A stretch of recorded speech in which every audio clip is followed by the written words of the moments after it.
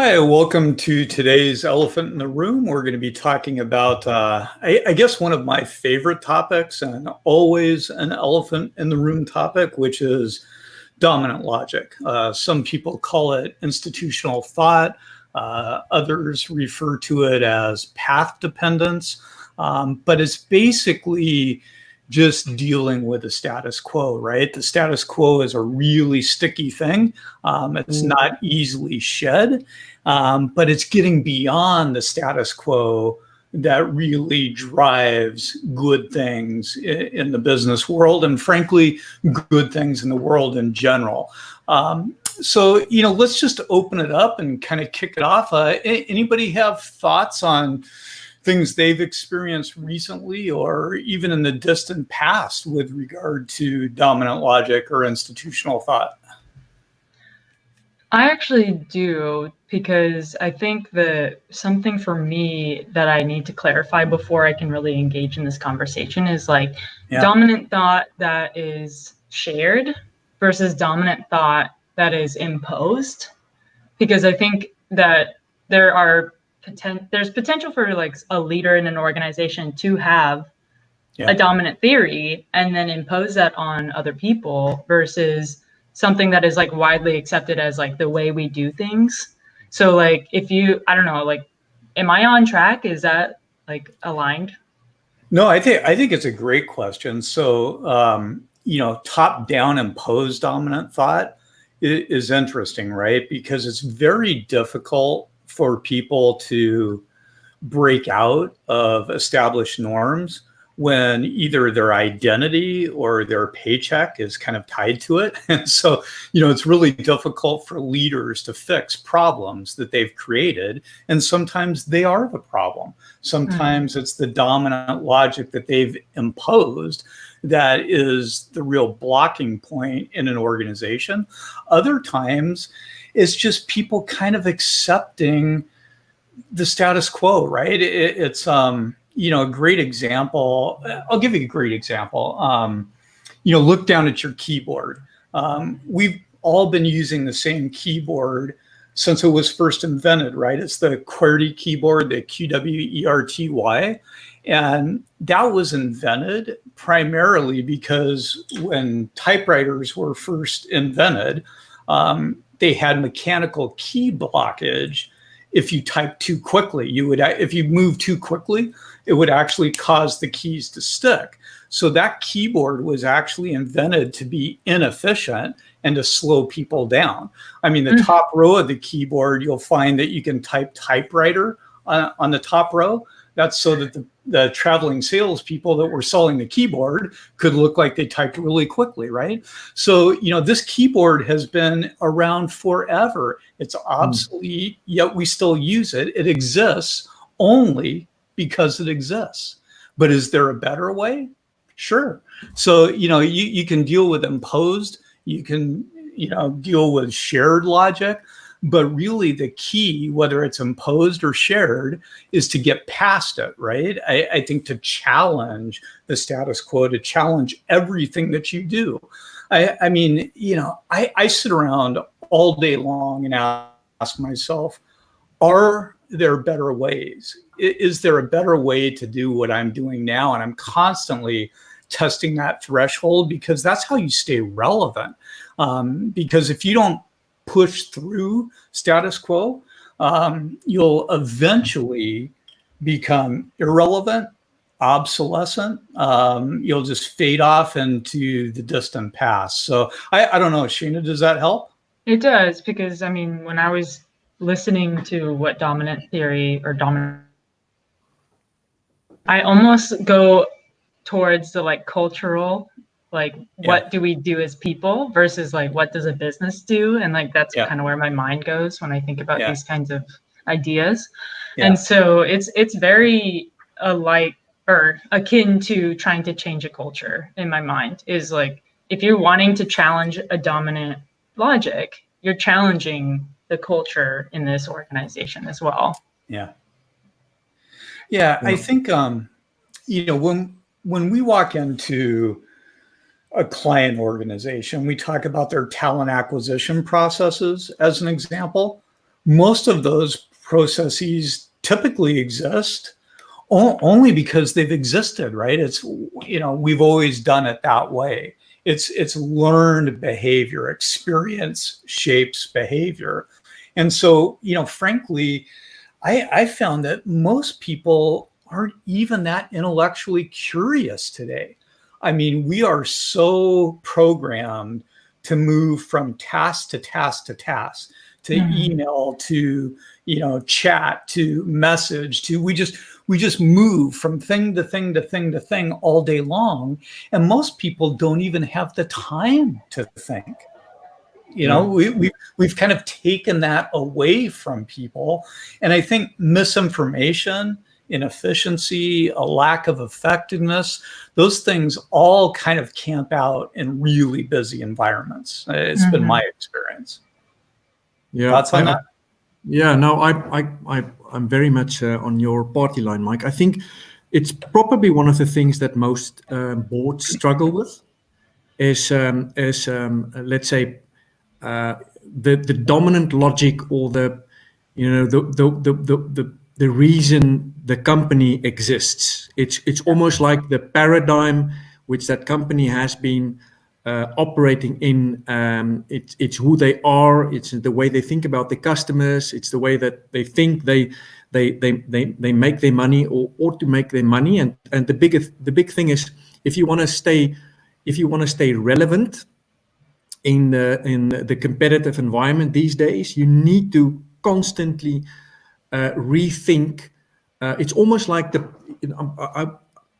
I think of it almost as the program that your company runs on. If you would write the program for a computer, it's the program your company writes on, and what you put in is what you get out. But when you're in a competitive environment, you need to rethink that assumptions that your company is running on all the time to be able to stay competitive. I think I've used the example some time ago of Kodak, who had their dominant logic, let's say, program was, let's make more cameras, and we make more of them, and we just force feed them into our customer environment. Gillette did it a bit different. They realized if they can make very good razor blades and then move their customers into a more profitable space, they can make more money. But eventually, if that's the program, if you're programmed to just make more of the same, maybe you don't realize when you see the digital camera coming along that's a different logic. It's a different ecosystem, and if I don't enter that space, I become obsolete, which is actually what happened. Yeah, well, a great example. So, like, if you look at what I would call industry gate crashers, right? Kind of people that come in from the outside with a different worldview. Those are the people that end up dominating things because they're not copying, they're creating, right? Yeah. I mean, they see something from a totally unique perspective. And again, we're back to, are we defending opinions? Are we trying to form opinions, or are we testing theses, right? And there's a difference there. You can exist to just kind of bolster your own beliefs, or you can really challenge those beliefs. I mean, I tend to be my own harshest critic. I don't think anybody can ever be as hard on me as I am myself, because I'll hang up this call, I'll replay the tape, and I'll go, holy smokes, did I really say that? Or should I have said this? Or could I have taken it there? Because I'm always trying to figure out a better way to do things. It's that innate intellectual curiosity that some people have and seek out, and some people fear. It's like, if you see a blank canvas, is that an opportunity, or is that a really scary thing, right? Rue, what do you think? So my head is going to multiple places. So as I hear this, it makes me ask the question from almost a social perspective in a business environment. Do people choose to stay within that logic, or do they choose to not say anything because it is assumed that if I say something, I'm afraid of what others will think and say. And I think that often happens even within a business. Let's say Kodak. I'm pretty sure there were some employees that saw the digital camera coming and maybe didn't say anything because does leadership actually wants to be challenged in what they're thinking? And will they actually listen to me? Or will I be ridiculed if I say something now?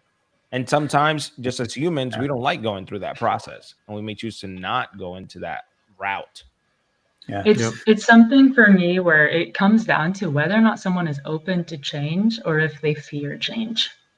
Because it's just like, are you willing to explore other possibilities or are you not? I worked with so many people who were like, if it ain't broke, don't fix it, and that mentality was so frustrating to me. But I'm like, is this just like a way I'm wired, or is this something someone gets like over time? Like, is this like a perspective that they be into them? I think both, right? So when I find somebody like that, like I was talking to a friend of mine in academia the other day, and we were having a conversation. He was venting about a process that he just personally abhorred. And I said, well, what are you going to do about it? And he goes, well, nothing. And I said, why? And he goes, well, I don't have tenure yet. So that's a fear-based mentality, right? I mean, that is totally not what you want from a teammate. That's not what you want from a leader. I mean, you want somebody that's willing to kind of look at this thing and say, hey, if I'm feeling like this, maybe other people are feeling like this, and maybe we could be better. Maybe we could do better. Maybe we could think better. And so I don't know, there's that old saying, the smartest person in the room is the quietest person in the room. I think maybe, maybe, right? Maybe they're the most fearful person in the room. Maybe they're the most checked out person in the room, or maybe they are really, really bright. And how you tell the difference is you have to draw them in and start asking them questions and start seeing not only what their opinion is, but how they form their opinion, how deep those convictions run, and are they held as a matter of, I don't know, personal philosophy, or are they held as a matter of trying to push boundaries, right? And so, I guess it gets back almost to thought dynamics. So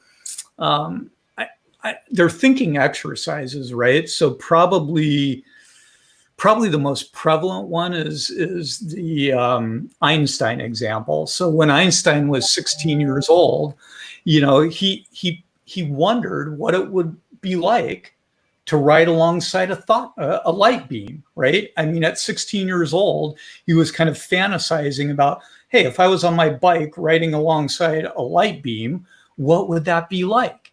10 years later, leads to the theory of relativity, right? Because he was willing to kind of explore things unconventionally and creatively. So, but if you don't have time to think, or you're not willing to think, or you don't think well, or you think from a position of path dependence or institutional dominant logic, you just paint yourself into a corner, right? Yeah, I think you make me think about the goods, because I think goods. There's the tendency when you think about dominant logic, the way people do business is like having a product and creating a market for the product, selling the product. The more products I sell, the more money I make.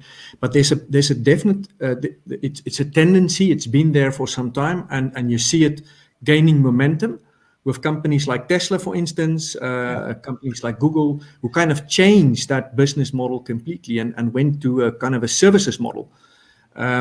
Like these days, if you would buy a Google at home, you don't buy a Google at home. You don't buy the appliance because it looks so beautiful and you want to show it off to your friends. You buy it because of what that device, the ancillary services that device creates. So it's and this is what I mean. Coming back to the beginning of the conversation, I think what makes CEOs and company owners lying awake at night is, how do I break through this dominant logic of the way I run my business, and how do I almost institutionalize that into my firm, that we keep on pushing the boundaries, that we keep on creating new ecosystems and new partnerships to, because that's where you create the value. It's not in the product anymore, but it's in the ecosystem and the ancillary systems that you create. Well, it's like the dominant logic that you want to have is how to create breakthroughs, right? I mean, and it's interesting. You mentioned Elon Musk, but I mean, he started out at PayPal, right? Founded PayPal. He didn't know anything about rocket science. He learned about rocket science by reading textbooks in Brazil after he exited PayPal back in the day, right? So, I mean, but it's that innate intellectual curiosity, that it's that outsider's perspective. And so you have to learn how to create those breakthrough moments.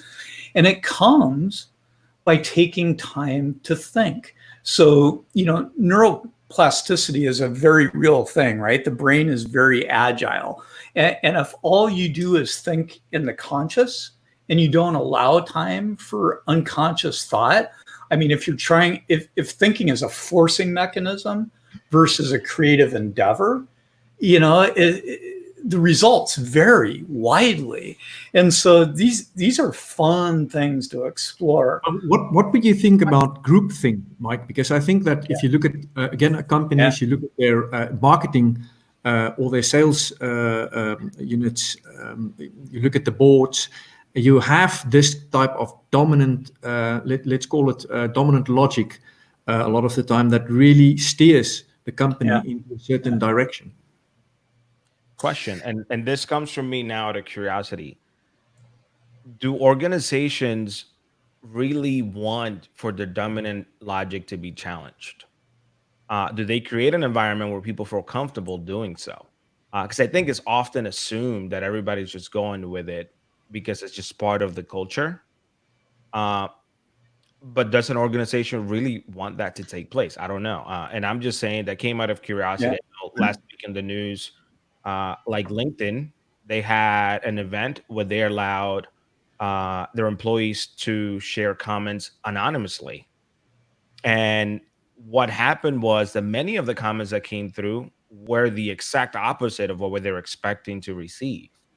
So did that curtain that provided anonymity allow for employees to really challenge their thought process and the logic, which then makes me question, why weren't they willing to say it without being anonymous? Yeah, we're back to the topic of, either fear or just frankly, do they care? So I'll give you a great example. I mean, to answer that question, I think some organizations don't care.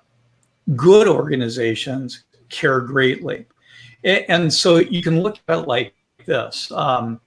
Most organizations use surveys, right? Surveys are now called experience management, right? So, but most surveys are engineered by asking the wrong questions.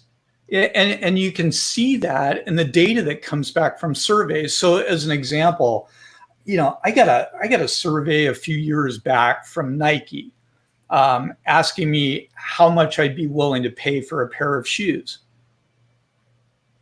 I don't know. I hadn't thought about it. It's not something I think about, right? So, the quality of the feedback that they got probably, I mean, if you want to know how much somebody's willing to pay for a pair of shoes, go put it on the shelf and put a price tag out there and see if it moves, right? Yeah. But, I mean, a lot of times, here's the thing, knowledge is cheap and good answers are even cheaper. It's not so much the answer, it's the questions that you ask. So whether it's in a survey mode or a board meeting or just a team meeting, it's not the solution. It's the question. It's the way you think that will lead you to the solution. And I think people try and get to the answer far, far too quickly. And it's based on the assumption oftentimes that there's a right answer. But in most things, there's lots of right ways to get to a destination. So, again, you're back to thought dynamics. But I think there are a lot of organizations out there that, Shaina, to your point, if it ain't broke, don't fix it. But, I always look back, if we had that type of mentality, we'd still be driving around on a Flintstone mobile with stone wheels, right? You can always reinvent the wheel. But you have to be willing to do that. Agreed. I think this is also a good point from Jacqueline, and that is that the industry may also dictate it. Yeah. And I can definitely see that. I think of just like the medical industry or like pharmaceuticals, where you have so much regulation coming across from many different places that automatically dictate the course of action you need to take when creating a product, or the way you sell it or present it or whatever it might be. So that's an extremely good point. So well, but it makes the point again about the services industry versus the goods industry. I think it's very obvious. I mean, this is no rocket science that it changed immensely. I can remember when, or maybe I think I can remember because I've seen the film so many times of Steve Jobs holding the iPhone, after he's one more thing, and he was talking about this device. And I think I like to think that he had the foresight, and that he realized, I'm not selling this product anymore, but I'm selling a whole new ecosystem of services. So the value creation is not, this is only a vehicle. The product is only a vehicle. And I think this is what you're starting to see in terms of dominant logic, is that in the past, we created products and sold the products to our customers. And now it's a whole reverse, and it also affects the whole supply chain and the whole value chain, because now you have it's question driven, it's client driven. So the client is starting to dictate, and the ecosystem, the product. So now we're starting to think about products we need, because the service it's almost at your doorstep, but you just need the product. So it's kind of almost reverse engineering, which is quite excited. I think it's very exciting these days to work in a product management or a product development department. It used to be, it's even more now than in the past. And I think that's a great example, Jaco, because it also shows, like, at that moment, they were taking steps to completely kill another product line. Like their iPod line, once the iPhone was introduced, it was very shortly after that they knew it wasn't going to be a thing anymore. So having the type of foresight, I think it takes a lot of courage, because you don't know if it's going to work or not work. Thinking that the Newton came out in the 90s and it didn't work.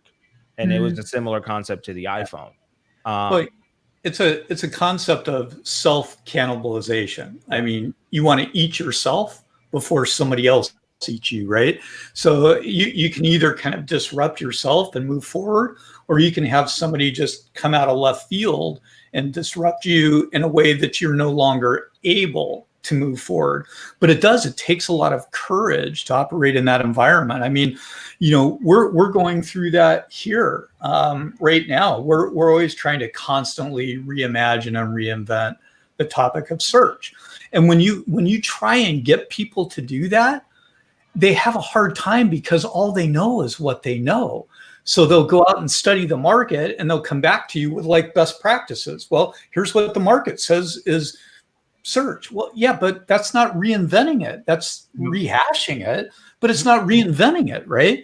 And so we need to really press and move forward. I mean, a great example, I read this a few years back, but the Mars rover project, when NASA was designing that, I mean, they had to figure out how to take this little robot, ship it a gazillion miles out into space, and have it operate autonomously on the surface of a planet that had many more variables than constants, right?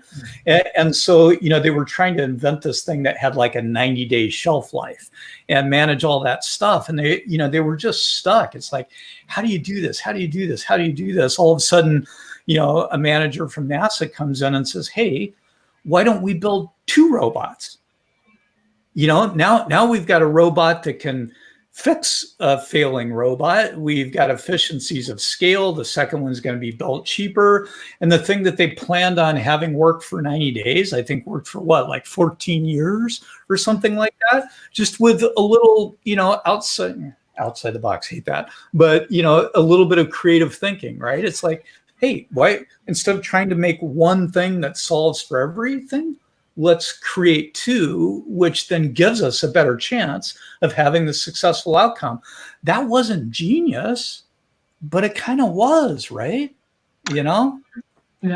I mean, your example about Elon Musk and having the time, and I would argue resources to think about these kinds of challenges, it just makes me wonder, because I've heard this, and maybe it's a dominant logic, but it takes money to make money. Yeah. And so then what can companies or organizations actually do to create these environments where this creative thinking can occur?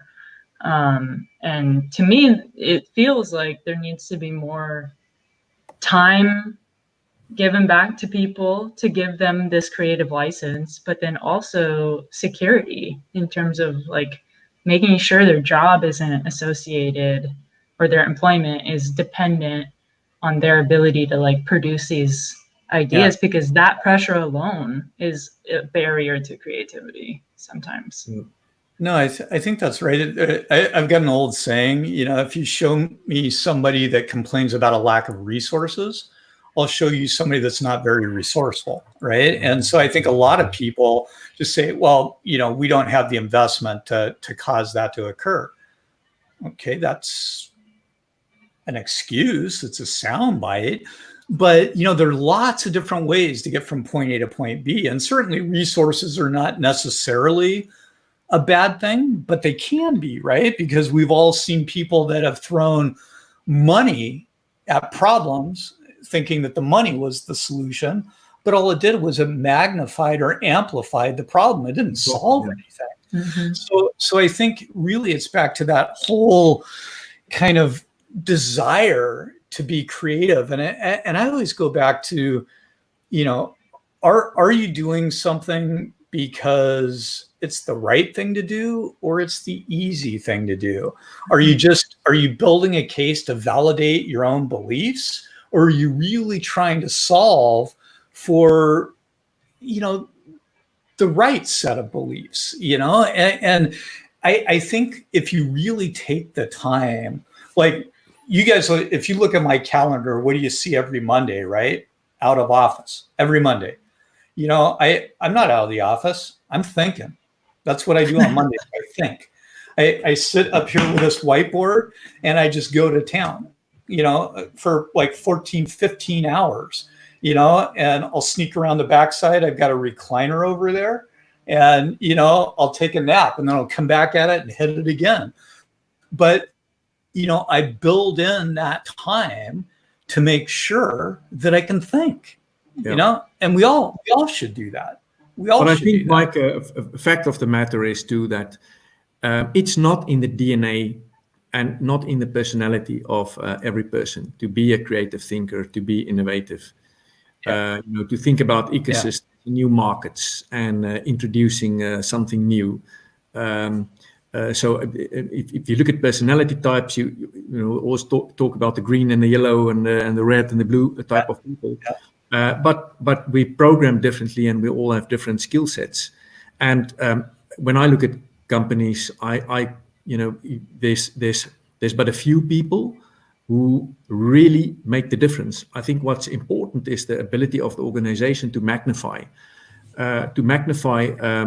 that, to create, to make the difference within the marketplace, and create the environment for them to feel safe and to make mistakes. But it's not the ability. So let me dive in there for a second, because you hit me right in the gut with something. You said there are only a couple of people in an organization that make things happen. I mean, you beg to differ. Yeah, I mean that those organizations, if they're not already dead, they're on their way to dying a slow, painful, ugly, brutal death. You know, everybody has to be a mountain mover in an organization, and how you do that is you have to get people to care. Because if somebody shows up and they don't care, they're not going to be creative. They're not going to push boundaries. They're not going to invest of themselves in a significant enough way to make a difference, because they don't care. Yeah. And if they don't care, they're going to operate from a position of fear, right? Because, you know, well, if I do this, I could lose my job and I don't care anyway, and I'm just here to collect a check. I mean, those are the organizations that we all detest, that we all shun, that none of us want to be a part of. But if you can find a way to get somebody to care, you know, to unlock their passion, to unlock their creativity, then anybody can make a difference. And so, you know, I look at our team, and I get thoughts from people every day that I'm like, dang, I wish I would have thought of that. Or, you know, or how did they think about that? You know, because they care enough to think about it. So when we see organizations that, you know, are kind of the old, a couple of people at the top of the organization control everything, and everybody else just, you know, does task work, they're not long for this life. I don't think so. I don't know, that just hit me right there, because I'm always trying to figure out, how do I get people to care about this place as much as I do? Yeah. You No, know? I mean, I don't know that anybody does, or they will, but I try, you know. I don't think I disagree with your point of view.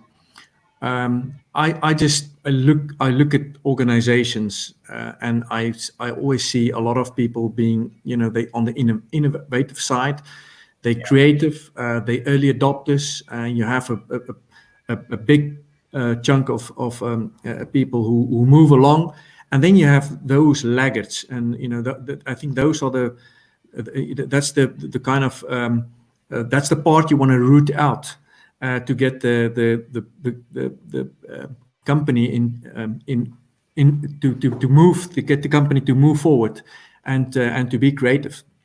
I don't know that you necessarily need to get them out. I think that you need to be able to speak to how creativity takes courage. You know, you have to be willing to make mistakes. You have to be willing to be called out for a dumb idea or a dumb suggestion. You have to be able to show people what you feel and what you think. And people who are afraid of change, or who are laggers or not early adopters, are just afraid of being bought into something that is going to fail, I think. And so if you can show someone or create an environment where failure and creativity is the path to winning, then more people will follow that path. But right now, only the most courageous people in an organization go down that path. Yeah, I think there's some, Jacqueline is seconding your what you just said, that she also sees the same thing happening, that you need to create the right environment for those people to move forward in an organization. I don't know if creativity is a personality trait. I think creativity is like a freedom, like liberation that you feel to be yourself. It's a decision. You have to decide whether or not you're going to be creative, whether or not you're going to have the courage, whether or not you're going to start. It's a decision that every individual needs to make. So, I mean, I can take the most, I guess, technically non-creative person in the world and turn them into an uber creative if you can figure out what interests them, right? Mm-hmm. And I think that's I don't know. Think back about the things that you care most deeply about. They're the things that you spend the most time on, that you think most deeply about. that you engage others in. You look for outside opinion or validation or invalidation because you're testing boundaries and you're exploring a thesis. You're not just trying to dig in your heels and say, I believe X, and I'm going to die on that hill because I believe X. I've changed my mind so many different times over the years that, to me, that's a sign of courage, because I'm not just saying I believe X and therefore I'm going to live my life in this box. I'm going to believe X until I can figure out that that's not the right belief system, or that there's a better belief system, or that a pivot would unlock something new for me. But if you just kind of, I don't know, live life in a form of stagnation, you don't want to do that in your personal life. You don't want to do that in your professional life. You don't want to do that anywhere because it's not healthy. It's not a good thing. Yeah, it seems like Monique is agreeing. She says it's not a personality trait, really. It's a skill that we need to learn and practice, which kind of would resonate really well with your argumentation, Mike. Yeah. Well, it is. Roo, you're the obvious creative on the call today. What do you do when you're trying to design something? What is it? A process? Is it a set of processes? Is it what do you do to unlock those creative juices?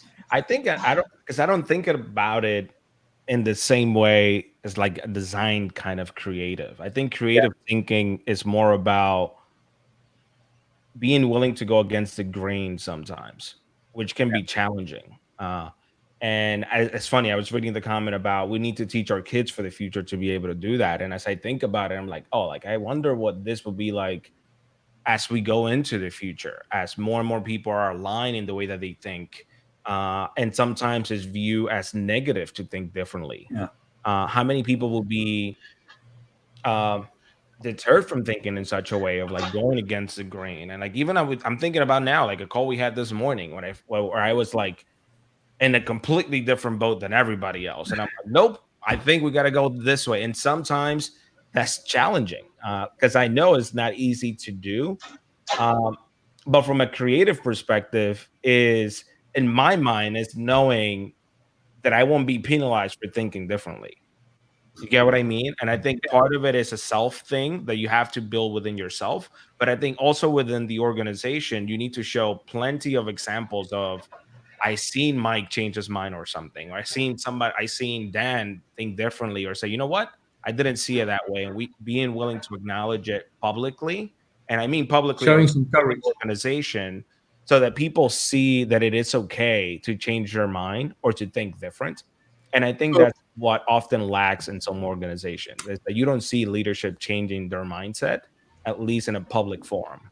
So here's an interesting thing for, somebody that runs a company to say, right? But, if there are people that are a part of this organization that don't feel like they can be honest or courageous or creative or challenge dominant logic, they should leave.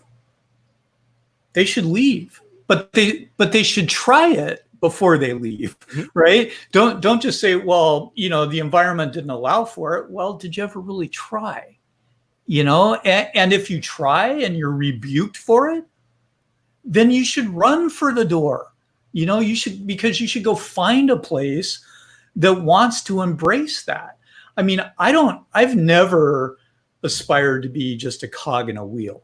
I've never just wanted to be, I guess, a very narrowly scoped role player. I don't know that there's anything wrong with that. But that's never been an aspiration of mine.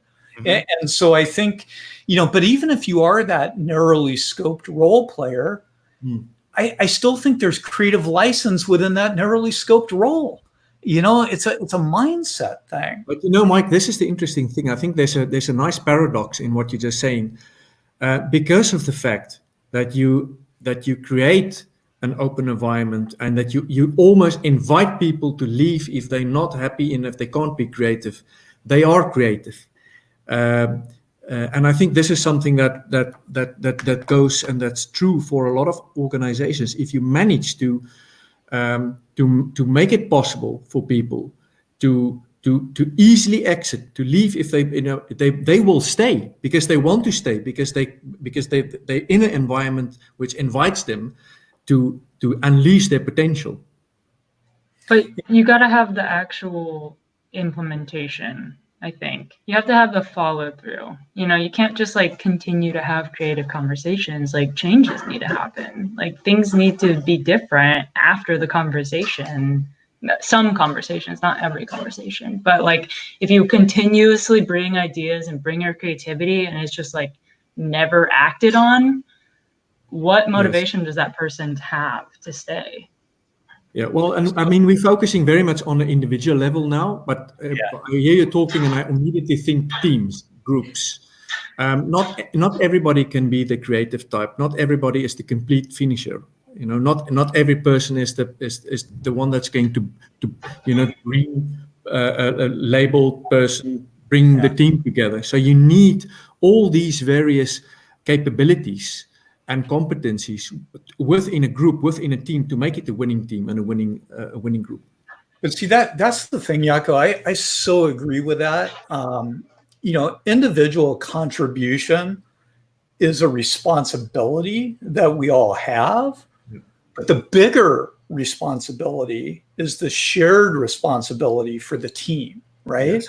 Because that. If all I'm doing is just trying to make myself happy or prove my own points or live in my own little bubble, that impacts a lot of people. And so I think where you really unlock creativity in a culture and an organization is to give people that freedom and to get people to think about their teammates before they think about themselves. And that's hard. That's hard to do, but I've watched it happen here. I've watched a transformation occur here, and not really under my leadership, right? Under the leadership of others that were more encouraging and more fostering of that than I probably was or should have been. And so I've watched this organization grow culturally more through the efforts of others than my own efforts. And so I know it can happen. I've watched people here that, they didn't put out a lot of creative energy or a lot of creative thought. But now all of a sudden, it's like lightning in a bottle. You can't contain it because they've tasted what that feels like and they've been able to feed off of other teammates. And now people here are focused on the broader enterprise. And I think that's what's exciting to me about this place.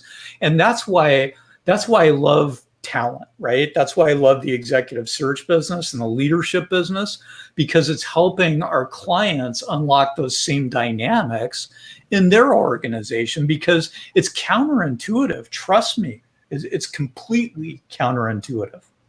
Yeah, Mike, and just to add to what you just said, I think there's one more really very important attribute, and that's fostering the diversity, because it's not only creating the environment for people to be safe or to make mistakes, but it's that mix, that very explosive mix of diversity that creates so much. It unleashes the potential of a team. I mean, it's scientifically proven that these type of teams, and I think that's what you also try to say about if I look at the mix within End2 Growth, these type of diversified teams have a lot more creative and innovative power than a team of lookalikes who think alike and act alike.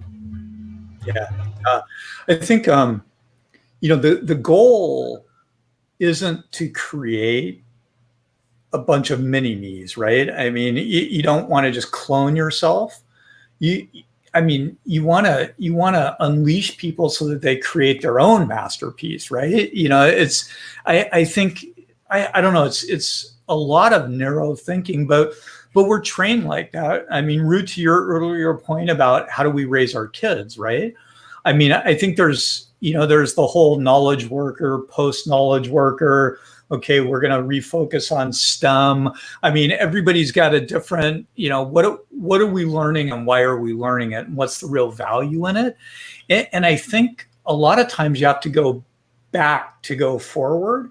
And I think what we've lost is logic and rhetoric and, the ability to make a sound argument and to really convince and be compelling in a belief set or a fact set. And I think, we just want to reduce everything to, okay, this is a mathematical equation. Mm-hmm. Well, life's more than that, I think, and so we've taken human beings that are naturally passionate and we've kind of bled that out of them. And I think we're kind of seeing that in a lot of what's going on in the world right now. It's that passion bubbling up, right? We're putting people into boxes, which is a very odd way of doing it. And I think if within an organization, when hiring or bringing in new talent, if you don't focus on just checking off the box, I have this person to do this, but rather once you bring someone in, identify their strengths and lean into that, that's when you probably get the most out of that person. And I know sometimes many leaders forget to do that. They just think about it. Oh, I have this person in this box that I needed to fill. Now I got to fill this different box. And it puts you in a place where you kind of get robots per se, where everybody is just saying yes to everything and not necessarily innovating. Yeah. Well, it's learning, right? It's the old lifelong learner type of a thing. And, if you're not learning, you shouldn't be leading. If you're not learning, you're not going to be creative. You can't just rest on your laurels. It's the old what got you here won't get you there kind of thing. And so, I mean, it's, a great example, right? So, you're a design guy. My guess is you're always testing new design tools and platforms and environments and, because you're trying to push the envelope, right? I mean, if you were just a guy that said, well, I learned Photoshop when I was 12 years old. And so that's, I just play within that world. I mean, that's going to limit everything that you do. It's going to limit what you achieve. It's going to limit your contribution. But if you're like, I don't know, I've used this whole pandemic thing to kind of broaden my horizons. I mean, my life today looks totally different than it did 3 months ago because I've injected new sources of learning. I'm learning a new language. I'm picking up a new musical instrument. I mean, and these are all things that, 3 months ago I wasn't doing. Now, I'm not good at the language or the instrument, but it's a path of progress, right? I'm still struggling with the separation, or maybe it was just like a comment you made earlier, but like to me, creativity requires courage, it requires time, and it requires resources. And so like earlier you said something about like someone not being creative enough if they think they need more resources to get something done. I don't know if that's always true. I think sometimes they've identified this is a gap in our resources, and if we can fill it, we can accomplish what we have in mind. But that's one path though, Shaina, right? That's one construct. You might be able to solve that problem with the resources, but maybe there's 7 other different ways to solve that problem. But if you say, resourcing is the path, then what you do is you wall off all those other avenues. You've ruled them out. You're not even exploring them because you've landed on the solution. And so maybe you have to go back and reframe the question and say, okay, absent resources, how do I accomplish this? Mm-hmm. If I can't resource this, how do I get from here to there? But once you land on the solution, you've eliminated other viable options from consideration. So the key is when you're solving a problem, not to solve it by looking for a solution, develop optionality and then start to weigh those options against one another, right? I mean, like if when my kids were young, and they, if they were to behave poorly, discipline was a solution. Was it the right solution? Was it the best solution? Was it the only solution? Sometimes a hug, sometimes a talk, sometimes a long walk, sometimes throwing it out the window and forgetting about it and pretending like it never happened, sometimes discipline, but there's lots of options, right? And I just don't think most people subject themselves to enough rigor to work through those options. I don't know, push back on that if you disagree. I don't necessarily disagree, because I think I also share that mindset of an eternal optimist who is trying to problem solve. And I work in an environment where I knew I was resource constrained. I wasn't going to get more people. I wasn't going to get more money. I had to just solve the problem. So I think it is somewhat a mindset that you can be forced into. But I do also think that there are a lot of things you cannot accomplish without specific resources. And I guess, I don't know, it's maybe I'm lacking creativity right now. So I'm going to play with you here. And this is in a spirit of good faith, but name one thing that you can't accomplish without resources. Name one thing you can't accomplish without resources. Mm-hmm. Well, I mean, I think if there is a certain type of product that you want to be able to produce, you need resources to produce it. I mean, do you? Don't you? What if I went out and found a partner that had the resources? Then I guess that's in my mind is a resource. Okay, that's fair. So yeah, because it's there are people or funding or other businesses that all falls under the umbrella of resources to me. It's anything that's going to achieve the end goal. So let's flip it around. So, I've read countless articles over the years that say the number one reason businesses fail is what? Lack of capital, right? That tops every list when you read those articles. I vehemently disagree with that. It's a lack of leadership. I've watched businesses that have been overfunded, that have crashed and burned, businesses that have been woefully underfunded, that have gone on to reach category dominance, right? I think find any negative attribute in a business environment, you can trace the forensics back to the fingerprints of leadership at some point. Now, a good leader will find the resources or find a way to find somebody else that can find the resources. But, you just do what you have to do. It's if you're out camping and you forgot your lighter, well, there are other ways to spark a fire, right? There are all kinds of ways to get from one place to another, but only if we really think about it. All of those ways to make a fire require resources, so even if they're all different. The definition of resources is where we're getting hung up. I think looking at it from we need to throw money and purchase something to fix it. And I think I was looking at it similar to the way Shaina was looking at it. Yeah. Even if it's getting expertise from another person, I think that's a resource. And I think knowledge is a resource. I think information is a resource. So sometimes it's more about, even if it is, how do I allow this person time to learn this new skill? So agreed with that. Agreed with that. But it's the thinking, right? Because a lot of people, they'll get to a spot. Well, if I can't hire somebody to do X, it's done. It's over. Now we're solving a resource issue, but I think a lot of people are solving it within a very narrow box, right?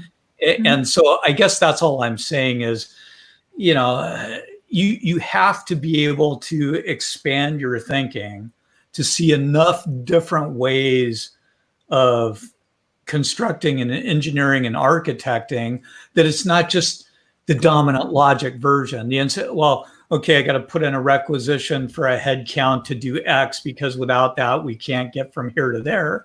No, there's probably a dozen different ways to get there, but most people stop thinking about it because they haven't explored the boundaries of those options. I'll give you a bit of support here, Mike. I think that we talked a little bit about ecosystems. Yeah.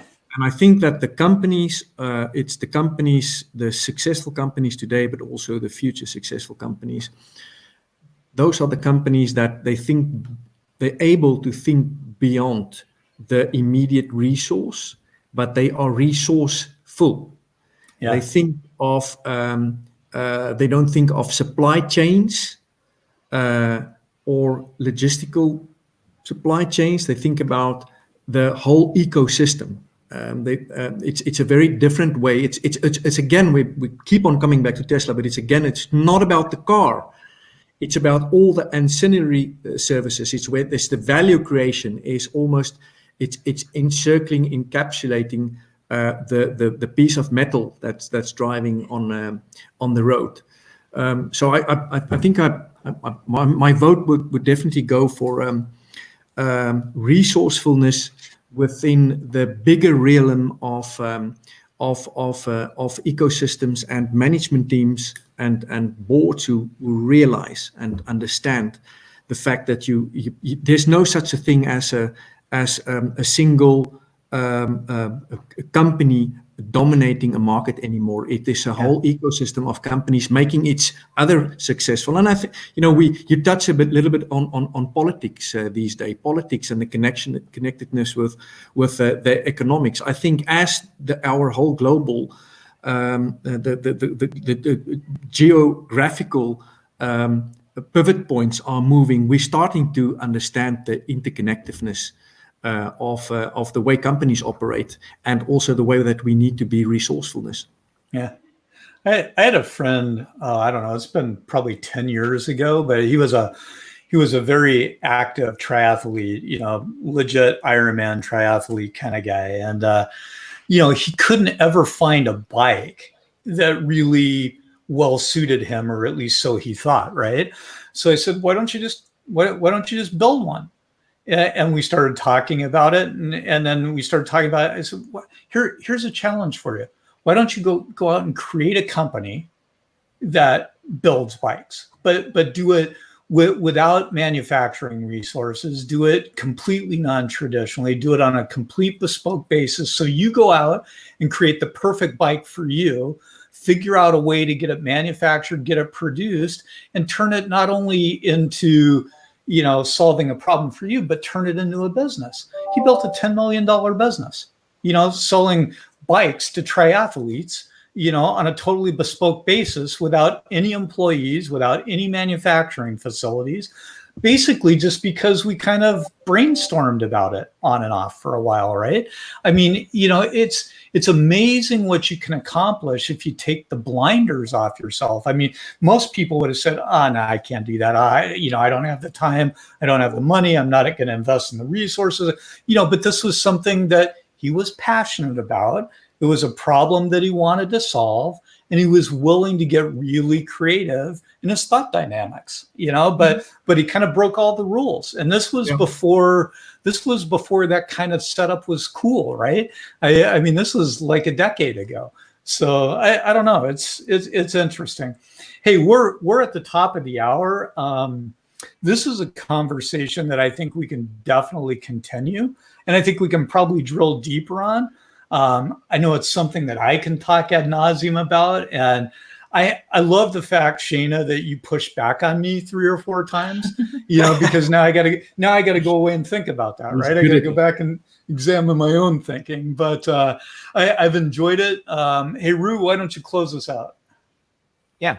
Well, once again, thanks everyone who joined us today. Once again, we'll be on next Tuesday at 11 a.m. Eastern. If you got any value out of this, please feel free to share it, and whichever medium you're watching this.